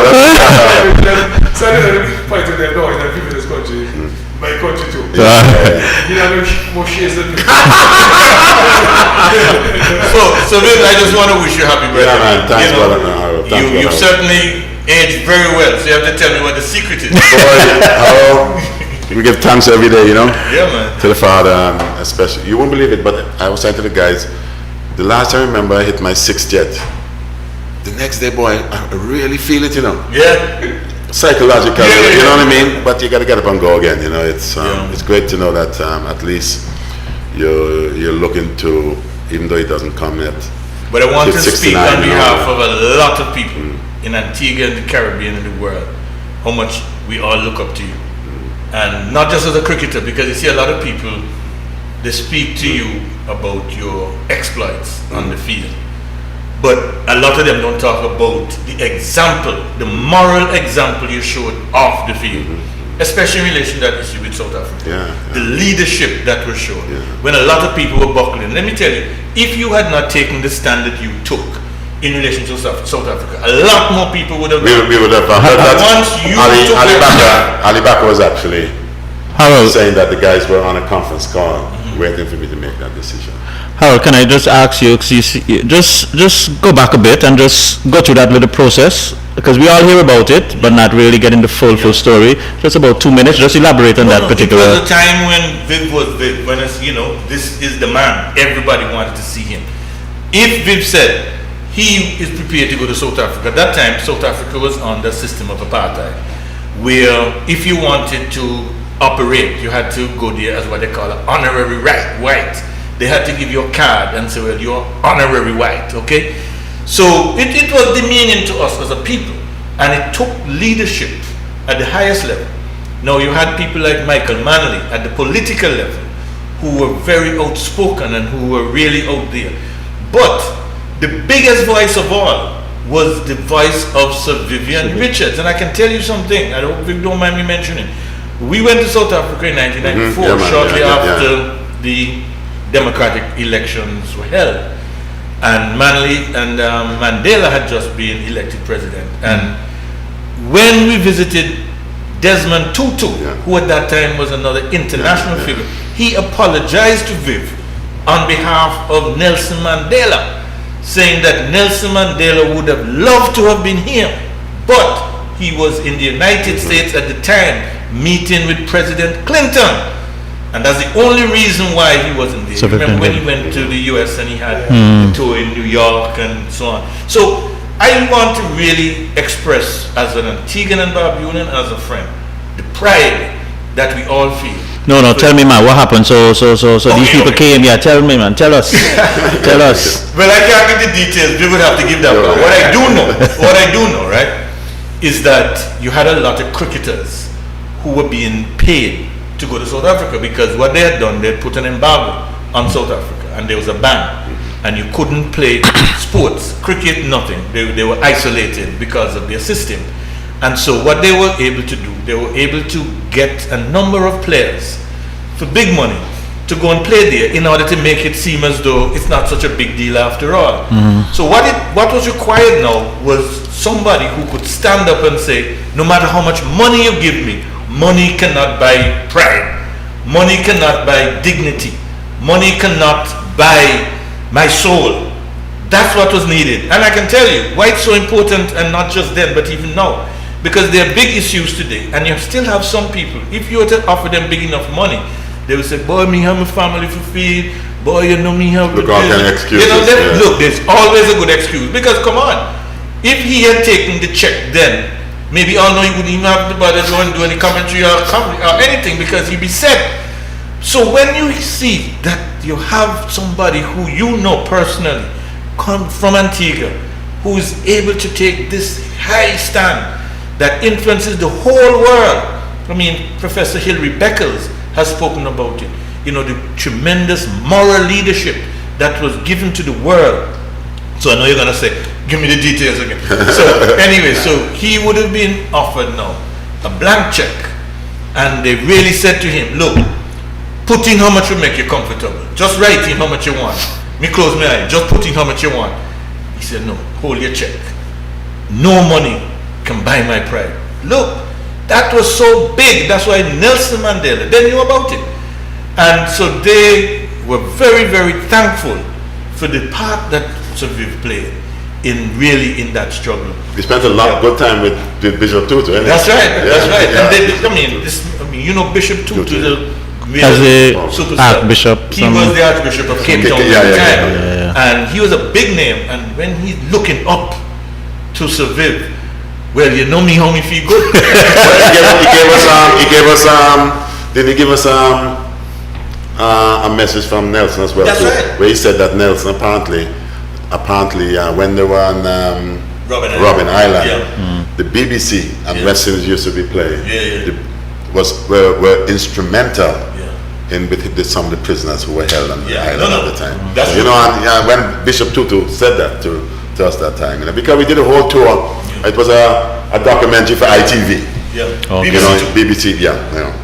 But it shows you that sometimes we have among us, greatness. But you see, the other thing I wanted to mention, apart from the moral leadership, is the personal leadership of humility. I know for me personally, that has been Viv has been my mentor in that regard. Right. Because you see, you have some people who have accomplished not even a tenth of what Viv has accomplished. And they stop talking to people and so on. They walk like if they're better than people. And you can't talk to them. They get puffed up and this and they got, as you say, boast. No, when I see a man like Viv, that all that he has achieved, and this man walks so cool and so humble. Look, that is such a powerful lesson to all of us. And I just want to say that this is, I believe, something that we can all learn from. That no matter how great you are, always remain humility, and always know where you came from. Viv still remembers all his friends from way back. He's not one to be hobnobbing here and there, but the good thing about him, he can walk with kings, but he never loses the common touch. I've been with this guy. He will be in company of the biggest, the best, the richest, the most famous, and he's not out of place because he can flex. But at the same time, that doesn't change him, and so he can move with anybody. Harold, sometimes, Viv don't even know, sometimes I'm over by Wood sitting down in my taxi van, and I see him coming out the store, and sometimes the guy on the corner would say something to him, and he would respond and thing, and I always say, boy, that's really a man that, as you said, with the humility and the pride, he doesn't just brush you off and think, he's arrived or he's there and he can't talk to the lowest man there, and I think that is good. Viv, you want to say anything about that or South Africa? No, it's what Harold just said. Harold couldn't put it any better. But that decision, I'll say one thing. People speak about maybe innings you play and all kind of stuff. But boy, some innings are large. That to me is the best Vivian Richards innings. The decision not to go to South Africa. Because that would have played just maybe a little part in all the folks who were fighting to make sure that that apartheid was done away with. That's the best decision. That's the best innings that I've ever played. Now, forget about the bat and ball business, man. To make a decision that can help or would have helped to change people's lives. John, that's what I said today. I don't want to tell you the cricket business. Let's talk about his part of sea. Global example. That's all I'm saying. I don't want to go.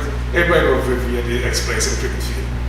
If you want to come back, he's welcome. Well, to be fair, listen, hey man, I'd love to come up because I enjoyed this afternoon, man, and especially what you've done in terms of the 45 years, is it? 42 years of Parish League as well, too, man. I take my hat off to you guys, man. Since Tuesday started, since 1980. No, I take my hat off to you, Taddy, to know that you're still very much interested in that, and the people that would have come to you, the many lives that you would have helped to change and help to progress. You can't get any better than that. John, I will interrupt you. Imagine the word is stuff. The word born there, John was guy. But he worked one to get that up there, I was a tour for the scholarship. Okay. I said, boy, I went to the Bahamas. So it's already at this show. I'm going to work in my person, I guess, in my Catholic church. Apprentice carpenter with a man Francis who made to the gas station. And when they gave him the news, I was in job like just by you want to die. So left when they went straight by the house. So Carly was like, jump across. He came outside. So he said to him, only time. So he said to him, look, boy, I just spoke to Ambrose. Ambrose so disappointed. I have to make an example of this scholarship. So I don't say it's too old, but John, these are very words. 18 tell the white people to do it. You're the big man. Tell the white guys who want to take it. Oh, I'm exception this year because this guy needs this scholarship. Some people call the white guys and Ambrose when they go, he plays overage for the scholarship. Some people in a great part, he gets Ambrose to that's the next level. Because you know the person pick up moves when we went to get your food, get to the beach, and he would have like a week and a half. So he saw him and said, so the things went, they said, oh, we shot the 2 borders. I think John first of all, them they broke them. So you don't board the new bar, guys, the guy said they're proctor. They proctor the board, if they pick up, you board new bar, he says, no, man, you can't want new bar, I have 2 guys. Kirby and Moser and Hungry Ones. Said, okay, Jimmy Crab, come in tomorrow, 7 fast. And he came, and he watched Catholic footage, and he used to. And then he said, what is it? I said, I like the apples, we do kind of weak. So he said to him, no, wait a country week. The countryman week, because don't in that sense. Talk about Isaac. So he went on to give back, and he said, he wasn't leaving on his child to send out things and say, look, if the band played that, what's any job? Hutton was pretty much receptive when they took the case to Ken, you know.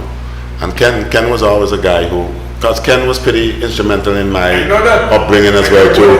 At St. John's, you know. Exactly. Ken played a huge part, man. Hutton was always a guy who played a part in St. John's. Exactly. Getting me to St. John's and all that, you know. So every time I used to come back from England, I would make sure I got to Bryson every time. And look forward to it. That's what I'm looking for, respect. Favor me, orchestrate the pick. Get the pick around boost that year. Then back just the time we get to pick the first interview. It is like a sex keeper. I think it's just anymore. Well, ladies and gentlemen, we're really running a bit over time, and with all this curfew. So Viv, I think the gauntlet is set down for you. Someone said earlier there's going to have to be a part 2. Yeah, man. So I'm quite ready to come back because I'll tell you something. We haven't even gone to half of the stuff that I know. And as I said, there's quite a lot, and I'd love to share a lot with my people, man. Because to be fair, there's a lot of folks don't know about Viv, Even tell them that I was a judge at Miss World contest. I was a judge at one of the biggest. Miss Femina. Okay. She was Miss Universe. I wonder how you became a judge. How you became a judge, Viv? Maybe I'm gonna tell you why. I'm gonna tell you why, right? I remember when I used to go there, just to maybe the way they see you dressed, they say you got some style. Because of that, Well, ladies and gentlemen, you heard it from the great one. He has pledged that he will be back, so Taddy will work with him. And let me just let me see what somebody just bring in here. Knowing Viv, I know he's very emotional based on that. Harold articulated about him, refusing to endorse that check. Okay, that's Derek Fitzroy Simon. Viv, you still have your pan. Oh, he's asking if you still have your pan. No, the pan, man, that's a big, that's the strong pan, man. It's strong, that's the one where it's jujum. Okay. But if you remember, right, when he talking about how we used to dress in style, there was a write-up in the Sunday Times one time. He got in a car crash. Right? He got in a car crash. And the big joke was, when he come with the car crash, the first thing he do, right? They say he didn't even study. He not study if he got a little no. The first thing he started to do, brush off his clothes. And box up. For sure, yeah. Well, ladies and gentlemen, you heard it there, and just give everybody just about a minute to give you a little closing remark. Harold, you came last, so let's give you a chance. I just want to, say to Taddy, 45 years of anything is great, and I want to big you up. You've been uncompromising, and I know this is how you've created a lot of greatness, because you don't accept second best. Even right now, you're somewhat of my coach, and you give me a hard time. Call me all kind of names, but no problem. I hope the way you brought out the greatness in the cricketer, maybe you can bring out something in me too. But I just want to say to Viv, look, man, you've been aging so well. Your birthday comes up in another few days. I want to just wish you all the best, and to thank God that He brought somebody like you for a time such as this era, to give us that type of example that you've given us, an example of humility, an example of principle, and of course an example of greatness, which gives us something to aspire to. So Viv? Man, it's great to be here with you guys, and to be fair, let me just congratulate you guys. I think this is a good thing you guys have going here. Thank you. I really appreciate it today. I've done a lot of this overseas, and to be here in the country of my birth, doing it with you guys, man, and with an individual, the other Jumbi crowd, that I've known for many years, you know, and still seeing him here today, man, and the wonderful work that he continues to do, man. May God bless his soul, man. You know. Teddy? John, I want to tell you, I mentioned it to him 2 weeks ago. I wanted to start another show with showing the Richards and Richards, wherever in Mali. Oh man. But the other man mentioned it to him, he said, Mali, we're good now. So I said, if you say somebody good, so I said to myself, Mali was really good. So that people get interest. So we want to start another show. It's called Richards and Richards, you know, talking sports, Yeah. that kind of way, you know. So that's a market of man. We have this old studio, but what have we now? We can create live on any cricket fields. Okay. I mean, we hope to start carrying This is That's good stuff, man, Teddy, man. Nice, man. We're the camera companies this week. The cameras are getting people cricket closer to you. So it's Nice. like you watch it test cricket. fantastic. Yes, this is all pressure right now. You know what I mean? Well, it's what I want to leave as my legacy. Yeah. Well, to be fair, man, I'll come and give you all the support that's necessary, because to be fair, there's a whole lot out there to be told, and telling it to you and an old boyhood friend couldn't be better. I know. Couldn't be better. Yeah, so we go a long way back. Yeah. Competitors, you know, I mean, John, but when we go to the play, everybody wants to win. That's the bottom line. But at the end of the day, like I said to you just a while ago, don't buy overs, give me credit in overs. People good in overs, you can hear that. Even my father, especially when the guys used to come and knock on the door and ask for, because if you're going to play a match, the guys used to come and make sure Vivian Mervyn ready, you know. Hey, Donny Mitch, where's Vivian Mervyn? And you look out, you say, where y'all going with y'all tin god?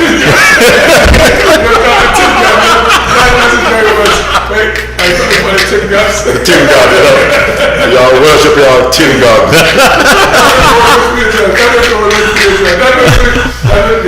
Yeah. So said we go a lot back. You know what I mean? I said, if you bring anybody say couldn't over the mountain, but when we go overs, anyone say go, and you have to go, he's the best in the world. But that didn't fall his face. No. It's facts. Well, on that note, ladies and gentlemen, just a last little comment here. Conrad Bowers, he's saying, Oh, Connie. yeah, he invited us to Taunton, told us to stay away from Scrumpy. Scrumpy, yeah, which is the local headbanger. Okay.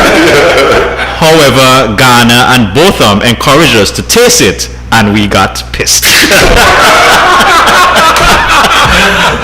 Facts, yeah. Well, ladies and gentlemen, it was indeed a pleasure, indeed a joy having the great man, Sir Viv Richards, later joined by his longtime friend, Harold Lovell. We also had Quitty and Norman out of the US and Australia. Compliments, Mervyn is in the house. And so on behalf of all of us, we just again want to encourage everybody to stay safe. Please follow all the protocols that have been established, and let us just try our best to work together to overcome this challenge that our nation and the universe, as a matter of fact, is going through now. So remember, this show there'll be a rebroadcast on CTV and Channel 8 Friday. That's tomorrow at 6 p.m. and also on Sunday at 3 p.m. And also I was just told that our official YouTube page is officially launched, and so you could check us at Antigua Parish League on the YouTube channel, and you should be able to get a rebroadcast of this. And so Viv, like you said, there's a lot more, because I myself have a few other little questions that I want to throw at you, and so I do hope, Taddy, you'll get back, and maybe Taddy, we need to have, I don't know, maybe when COVID is finished, we have a little round table, we have Sir Viv, Sir Andy, and we really just talk about some old times and see how this can go. So on behalf of all of us from the Parish League, Mark Charles, our executive producer, Taddy Arundel, our co-host, Harold Lovell, Sir Viv, Leroy John Baptist, and we had Mervyn supervising his brother here. On behalf of all of us, guys, stay safe, all the best, see you next week.